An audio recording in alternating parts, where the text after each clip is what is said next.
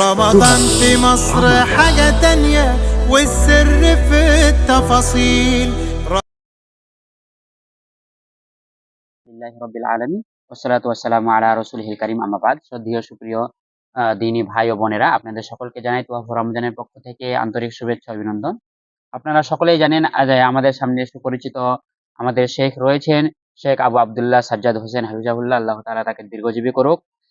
তো আজকে আমাদের যে মূল আলোচনার বিষয় হলো যে কোরআন যেহেতু এমন একটি কিতাব যার মধ্যে কোনো ভেজাল নেই, নির্ভেজাল, আল্লাহর বিধির জন্য আল্লাহ তাআলার এটা স্বয়ং তার কথা বাণী, তাহলে শুধু কি কালামই আমাদের জন্য, এই আল্লাহ তাআলার কোরআনই আমাদের জন্য যথেষ্ট নয় মান্য করা? এটাই হচ্ছে আমাদের মূল বিষয়।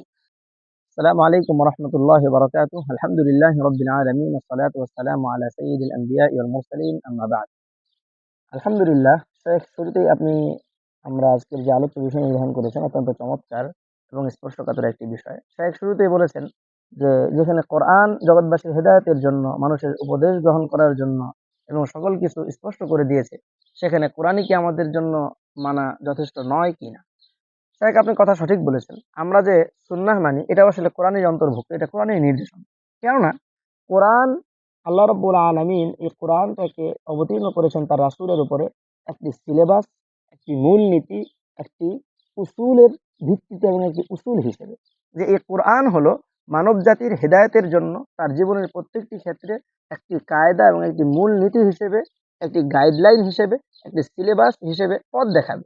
আর এর সম্পূর্ণ বিস্তারিত ব্যাখ্যাগুলো আল্লাহ নবী হাদিসের মধ্যে, সুন্নাহের মধ্যে তার সাহাবায়ে কেরামকে নির্দেশ দিয়েছেন এবং সাহাবায়ে কেরাম থেকে যুগে যুগে আমাদের পর্যন্ত এসে পৌঁছেছে। যেটার ঘোষণা স্বয়ং আল্লাহ রাব্বুল আলামিন কুরআনুল কারীমের মধ্যে বলেন, ওয়া আতিউল্লাহা ওয়া আতিউর রাসূল, তোমরা আল্লাহকে আনুগত্য করো এবং আল্লাহর রাসূলকে আনুগত্য করো। আল্লাহ রাব্বুল আলামিন অন্যত্র বলেন, ওয়া মা আতাকুমুর রাসূলু ফাখুযুহু ওয়া মা নাহাকুম আনহু ফান্তাহু, যে আল্লাহর রাসূল যা কিছু নিয়ে এসেছেন তোমাদের নিকট তাকে তোমরা আঁকড়ে ধরো, ওয়া মা নাহাকুম আনহু ফান্তাহু, আর যা থেকে নিষেধ করেছেন তা থেকে বিরত থাকো। এর দ্বারা বোঝা যায়, এবং অন্যত্র মুফাসসিরিনে কেরাম বলেন, ইন্না নাহনু নাযালনা যিকরা ইন্না লাহু লাহাফিজুন, আল্লাহ রাব্বুল আলামিন কিন্তু আল কোরআন শব্দ উল্লেখ করেননি, বরং যিকির বলেছেন।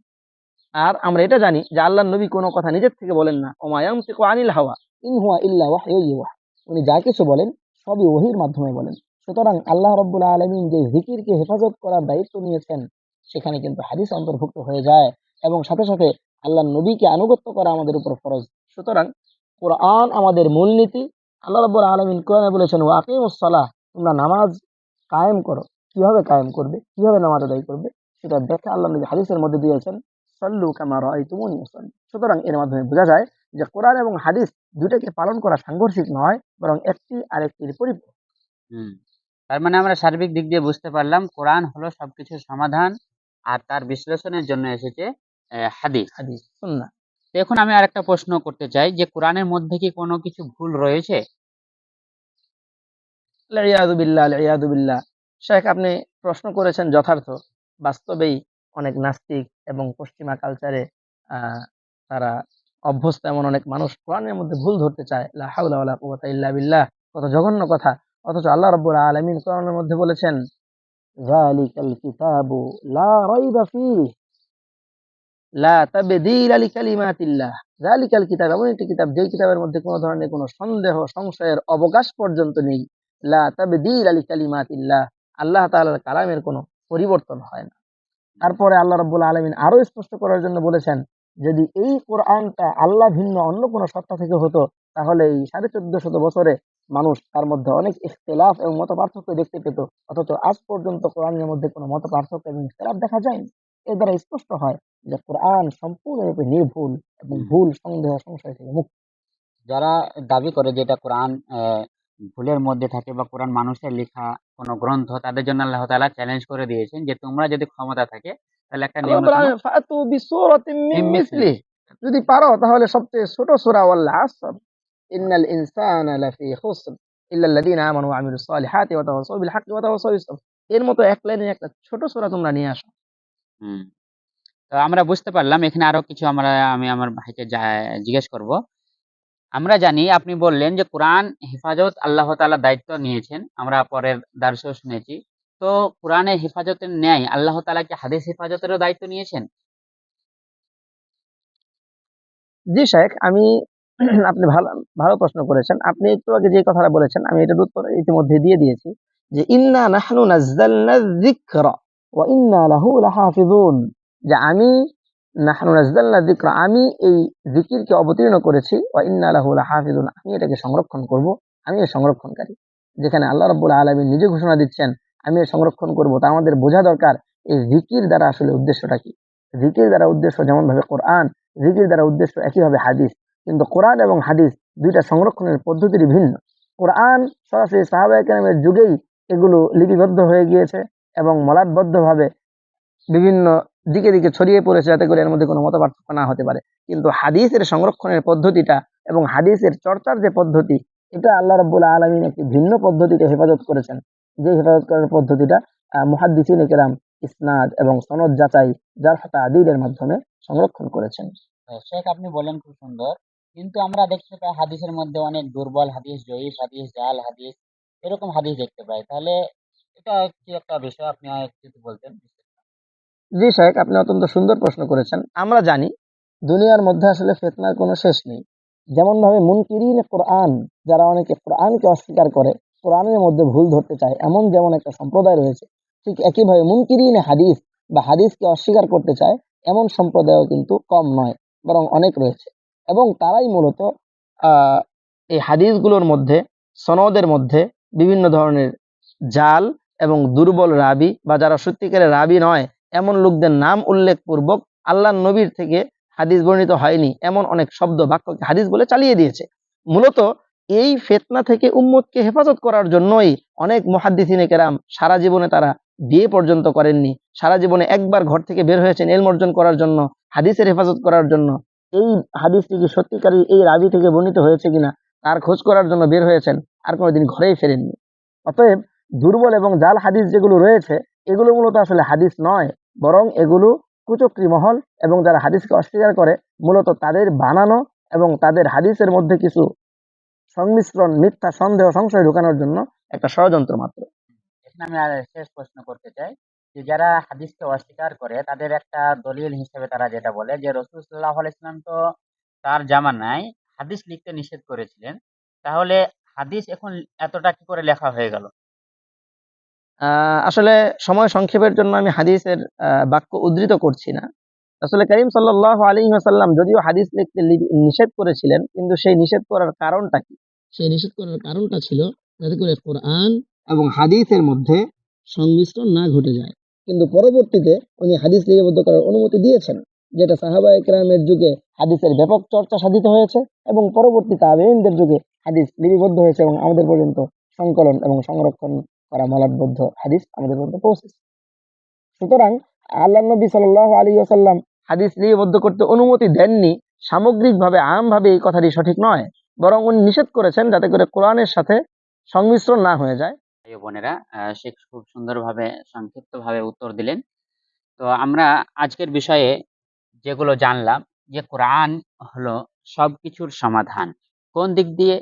হয় কোরআনে মৌলিক দিক দিয়ে আমাদেরকে মূল নীতির দিক দিয়ে সবকিছুর সমাধান বলে দিয়েছেন। হয় কোনো দিকটা ইশারা করে দিয়েছেন, কোনো দিকটা হালকা বিস্তারিত করে দিয়েছেন, বিস্তারিত আলোচনা করে দিয়েছেন। এইভাবে হলো কোরআন সবকিছুর সমাধান। অনুরূপভাবে তারপরে আমরা জানলাম যে কোরআনের মধ্যে কোনো প্রকার সন্দেহের অবকাশ নেই। কোরআন যখনই আমরা খুলি তো সর্বপ্রথম যে দিয়ে সূরা বাকারায় আমরা দেখতে পাই আলিফ লাম মিম যালিকাল কিতাবু লা রাইবা ফীহি হুদাল লিল মুত্তাকিন। এর মধ্যে কোনো, এই কিতাবের মধ্যে কোনো প্রকার সন্দেহের অবকাশ নেই। এটাও আমরা জানতে পারলাম। তারপরে আমরা জানি যে কোরআনকে হেফাজত করার দায়িত্ব আল্লাহ তাআলা স্বয়ং নিয়েছেন। কিন্তু হাদিসের ব্যাপারে যেটা কথা বলা হয় যে হাদিস সেটা হলো সেটা রাসূল সাল্লাল্লাহু আলাইহি সাল্লামকে যেটা দেওয়া হয়েছে সেটাও একটা ওহী। যেমনটা আল্লাহ তাআলা বলেন ওমা ইয়ানতিকু আনিল হাওয়া ইন হুয়া ইল্লা ওয়াহয়ু ইউহা। তাহলে আল্লাহ তাআলা, আল্লাহ রাসূল সাল্লাল্লাহু আলাইহি সাল্লাম যে কথা বলেন সেগুলো কোনো নিজের কথা নয়, কোনো উম মানুষের কথা নয়, বরঞ্চ সেটাও আল্লাহ তাআলার তরফ থেকে একটা ওহী। তাহলে সেই ওহীটা হেফাজত করা আল্লাহ তাআলার তরফ থেকে, সেটার দায়িত্ব হচ্ছে ভিন্ন পদ্ধতি। এবার আসি হাদিসের মধ্যে অনেক প্রকার জাল জয়ীফ দেখা যায়। বা আমরা প্রশ্ন করে যে তাহলে কোরআন যদি সবকিছু সমাধান হয়ে থাকে, কোরআন যদি তার সন্দেহের অবকাশ না থাকে, তাহলে কোরআনকে শুধু মান্য করা আমাদের জন্য যথেষ্ট নয় কেন? তো যে শেখ যেটা বললেন আমরা বুঝতে পারলাম যে কোরআনকে এই জন্য যথেষ্ট নয়। আমরা সিম্পল একটা সাধারণ উদাহরণ দিয়ে আমাদের শেখ আমাদেরকে বোঝালেন, বা আমরাও এটা বলতে পারি। যেমন ধরেন কোরআনকে মধ্যে অনেক এমন বিষয় রয়েছে যেগুলো শুধু ইঙ্গিত করা হয়েছে কিন্তু বিষয়টা কি বলা হয় নাই। যেমন আকিমুস সালাহ, তোমরা সালাত কায়েম করো। বলুন তো কোরআনে কোন জায়গায় সালাত কিভাবে কায়েম করবো কোথাও পেয়েছেন? না।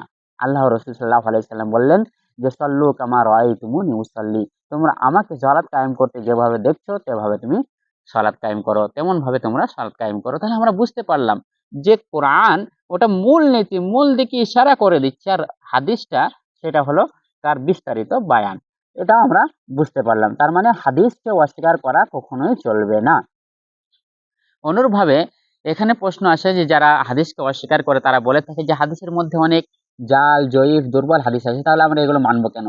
তো জাল, জয়ীফ, দুর্বল হাদিস যেহেতু আছে, যখন আপনি জানলেন এটা জাল হাদিস, আমি একটা ছোট্ট উদাহরণ দিয়ে বলবো আপনাদেরকে। যেমন দোকানে গেলাম আপেল কিনতে, তো আপেল খাওয়া শরীরের পক্ষে উপকারী, আমরা জানি সকলে।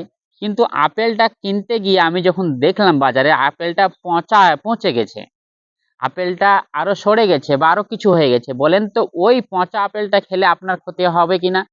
নিশ্চয়ই ক্ষতি হবে। তখন আপনি কি ওই দোকান থেকে ওটা কিনবেন? কিনবো না। তাহলে আমাদের যখন জ্ঞান বিবেক বুদ্ধি আছে যে এ পচা আপেল এটা হয়ে গেল, এই আপেলটা চলবে না, তাহলে আপনি কেন কিনবেন? কিনবেই না। তো অনুরূপভাবে হাদিসের মধ্যে যখন আপনি জানতে পেরে গেলেন এটা হাদিস জয়ীফ, দুর্বল বা জাল হাদিস, তাহলে সেই হাদিসটা আপনি মানবেন না। যেটা সহিহ শুদ্ধ হাদিস সেটা আপনি নেবেন, কোনো অসুবিধা নেই। তো যারা আমরা বলে থাকি যে হাদিস হাদিস, এর আবার সহিহ জয়ীফ কি আছে তাকে এটা বুঝতে হবে। খাবার খাবার, আপেল আপেল, পচা আপেল ভালো আপেল আবার কি? আপনি পচা আপেলগুলো নিয়ে এসে খাবেন, তখন সে তার বিবেকে কাজ করবে কিনা, না খাবো কেন, ওটা তো পচা আপেল। তাহলে পচা আপেল তো আপনি পচা আপেল বলছেন কেন? শুধু পচা বলেন। তো এইসব আসল বিষয় হচ্ছে এখানে। তো আমরা যারা মনে করি যে শুধু এখানে জয়ীফ জাল আছে বলে সেটাকে আমরা হাদিস হাদিস, তারা বা উল্টো পাল্টা কি মানে মানার দিক দিয়ে বেশিরভাগ অতিরঞ্জন বাড়াবাড়ি করে দেয়, তো সেটাও চলবে না। তো আমাদেরকে এটা বুঝতে হবে, যখন জানলাম যে সেটা জয়ীফ আর জাল, সেটা থেকে আমাদেরকে বিরত থাকতে হবে, সেই হাদিসগুলো অনুসন্ধান করতে হবে। অনুরূপভাবে শেখ আরো শেষের দিকে বললেন যে হাদিস রসুল সাল্লাহ আলাইসাল্লামের জামানায় হাদিস লিপিবদ্ধ করতে নিষেধ করেছেন। যারা আমরা হাদিসে যাদের একদল রয়েছে যারা হাদিসকে অস্বীকার করে, তারা বেশ এই কথাটা বলে থাকে যে আল্লাহ রসুল তো হাদিসকে লিপিবদ্ধ করতে নিষেধ করেছেন, তাহলে হাদিসকে কেন মানবো? তো এখানে সব থেকে একটা মজার বিষয়, হাস্যকর বিষয় হলো এটাই যে তাদের এই দলিলটা তারা হাদিস মানার পরে দিয়ে থাকে। মানে তারা যদি বলে যে হাদিসকে আমরা মানি না, হাদিস শুদ্ধ নয়, তাহলে এই যে কথাটা বলছে এই দলিলটা তো শুদ্ধ হবে না তাদের কাছ থেকে, যে রাসূল সাল্লাল্লাহু আলাইহি ওয়াসাল্লাম নিষেধ করেছেন। মানে বুঝাতে পারলাম না। মানে ও যে দলিলটা ধরছে ও হাদিস থেকে দলিল দিয়ে বলছে যে হাদিস মানা যাবে না। তা ও হাদিসকে মেনে বলছে যে হাদিস মানা যাবে না। কথাটা কিরকম হলো? তো কথাটার মধ্যে একটু ফের কাটা রয়েছে। তো এটা আমাদেরকে বুঝতে হবে যে আমি একদিকে হাদিস মানছি আর হাদিস থেকে কথা নিয়ে আসতে বলছি, হাদিসকে অস্বীকার করছি, এটা চলবে না। ওটা হাদিসকে যে লিপিবদ্ধ করতে নিষেধ করা হয়েছিল, শেখ যেটা বললেন সেটা হলো সাময়িকভাবে একটু কারণে সেটাকে নিষেধ করা হয়েছিল। তো আমরা বুঝলাম যে কোরআনকে মানাই শুধু আমাদের জন্য যথেষ্ট নয়, বরঞ্চ কোরআনের সাথে সাথে আল্লাহ তাআলা যে আরেকটি ওহী রাসূল সাল্লাল্লাহু আলাইহি সাল্লামকে দিয়েছেন সুন্নাত রূপে, হাদিস রূপে, সেটাকেও আমাদেরকে গ্রহণ করতে হবে। সে তার ব্যাখ্যা হিসাবে সেটাকে আমাদেরকে মানতে হবে, বুঝতে হবে। কেউ যদি একটাকে মানে একটাকে অস্বীকার করে তাহলে সে মুসলমান থাকবে না। তাহলে আমাদেরকে করণীয় হলো যে কোরআনকে আমরা মান্য করব এবং তার সাথে সাথে হাদিসকেও আমরা তার নীতি হিসাবে, তার পন্থা হিসাবে আমরা চলবো। অবশ্যই আল্লাহ তাআলার কাছে দোয়া করি আল্লাহ তাআলা যেন আমাদের সকলকে কোরআনের প্রতি এবং হাদিসের প্রতি চলার এবং হাদিস ও কোরআনকে ভালোভাবে বোঝা, তাদারুক আমল করার তৌফিক প্রদান করুক। আমিন। আসসালামু আলাইকুম ওয়া রাহমাতুল্লাহি ওয়া বারাকাতুহু।